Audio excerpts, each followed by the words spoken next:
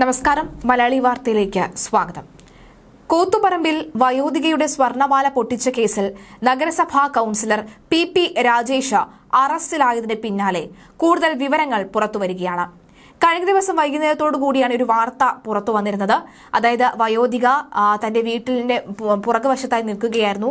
അപ്പോഴാണ് ടൂ വീലറിൽ വന്ന ആരോ ഹെൽമറ്റും കോട്ടും പാന്റും മാസ്കും ഒക്കെ ധരിച്ച ആരോ, കണ്ടാൽ തിരിച്ചറിയാൻ പോലും കഴിയാത്ത വിധത്തിൽ ആരോ വന്ന മാല പൊട്ടിച്ചുകൊണ്ട് പോയത് എന്നാണ് വീട്ടമ്മ മൊഴി നൽകിയത്. വീടിന് പിന്നിൽ അടുക്കള മുറ്റത്തിരുന്ന മീൻ കഴുകി പലകയിലിരുന്ന് മുറിക്കുകയായിരുന്ന 77 വയസ്സുകാരിയായ കണിയാർകുന്നിലെ ജാനകിയുടെ പിന്നിലൂടെ ചെന്ന കഴുത്തിൽ പിടിച്ച് 1 പവൻ മാല പൊട്ടിച്ചു കടന്ന കേസിലാണ് രാജേഷ് പിടിയിലായത്.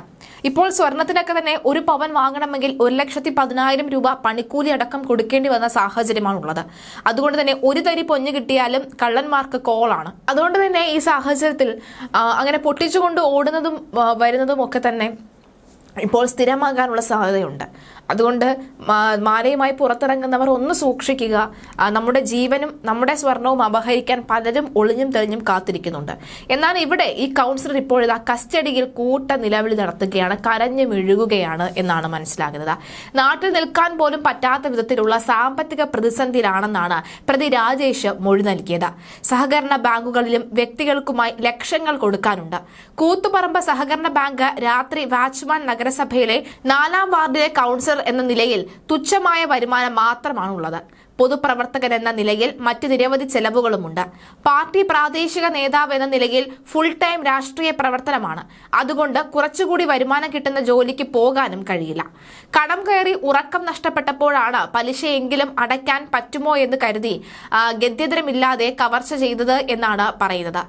ചോദ്യം ചെയ്യലിലാണ് പി രാജേഷ് ഇക്കാര്യം പോലീസിനോട് തുറന്നു പറഞ്ഞത്. കുന്നുമ്മൽ വീട്ടിൽ ജാനകിയുടെ കുടുംബത്തെ നന്നായി അറിയാം. തന്നെ നേരിൽ കണ്ടാൽ തിരിച്ചറിയുന്നത് കൊണ്ടാണ് മഴയുള്ള കഴിഞ്ഞ വ്യാഴാഴ്ച റെയിൻകോട്ടും ഹെൽമറ്റും കയ്യുറയും അണിഞ്ഞ് മോഷണത്തിനായി എത്തിയത്. ജൂപ്പിറ്റർ സ്കൂട്ടർ പരിചയക്കാരനിൽ നിന്നും താൽക്കാലികമായി കടം വാങ്ങിയതാണ്. അതിന്റെ നമ്പർ പ്ലേറ്റും മാറ്റിയിരുന്നു. കവർച്ച നടത്തിയതിനു ശേഷം തന്നെ തിരിച്ചറിയുമോ എന്ന ഭയമുണ്ടായിരുന്നു. പാർട്ടി പ്രവർത്തകർക്കൊപ്പം അവിടെ വിവരങ്ങൾ അന്വേഷിക്കാൻ പോയിരുന്നു. എന്നാൽ ആർക്കും സംശയം തോന്നിയിരുന്നില്ല. ഇതോടെ ധൈര്യമായി. എന്നാൽ സ്കൂട്ടറിന്റെ നീല നിറം നോക്കി വണ്ടി നൽകിയ പരിചയക്കാരനെ തേടി പോലീസ് വന്നതും സ്കൂട്ടർ എടുത്തുകൊണ്ട് താൻ കൂത്തുപറമ്പ് ടൗണിൽ നിന്ന് വരുന്ന CCTV ദൃശ്യങ്ങളും പോലീസിന് ലഭിച്ചതോടുകൂടി കാര്യങ്ങൾ കൈവിട്ടു. കുന്നുമ്മൽ ജാനകിക്ക് മാല തിരിച്ചു കൊടുത്ത കാല് പിടിച്ച് മാപ്പ് പറഞ്ഞാലോ എന്ന് ആലോചിച്ചതായും ഈ കാര്യം പാർട്ടി നേതാക്കളെ അറിയിക്കാൻ ഭയമായിരുന്നു എന്നുമാണ് രാജേഷിന്റെ മൊഴി. ഒരു ദുർബല നിമിഷത്തിൽ സംഭവിച്ചുപോയ തെറ്റിനെ ഓർത്ത് വിലപിക്കുമ്പോഴും തന്റെ പൊതുജീവിതത്തിന് മുകളിൽ വീണ മോഷ്ടാവെന്ന കളങ്കം വ്യക്തിപരമായും പ്രസ്ഥാനത്തിനും അപമാനകരമായി എന്ന തിരിച്ചറിവിൽ നിന്നാണ് ഇയാൾ പോലീസ് അന്വേഷണവുമായി തികഞ്ഞ കുറ്റബോധത്തോടുകൂടി സഹകരിച്ചത്. ഇയാൾ വിൽക്കാനായി മാറ്റിവെച്ച സ്വർണമാല പോലീസ് കണ്ടെത്തിയിട്ടുണ്ട്. പ്രതിയെ കോടതിയിൽ ഹാജരാക്കിയതിനു ശേഷം ജുഡീഷ്യൽ കസ്റ്റഡിയിൽ നിന്നും വിട്ടുകിട്ടിയാൽ കവർച്ച നടന്ന വീട്ടിലെത്തിച്ച തെളിവെടുപ്പ് നടത്തുമെന്ന് പോലീസ് അറിയിച്ചു.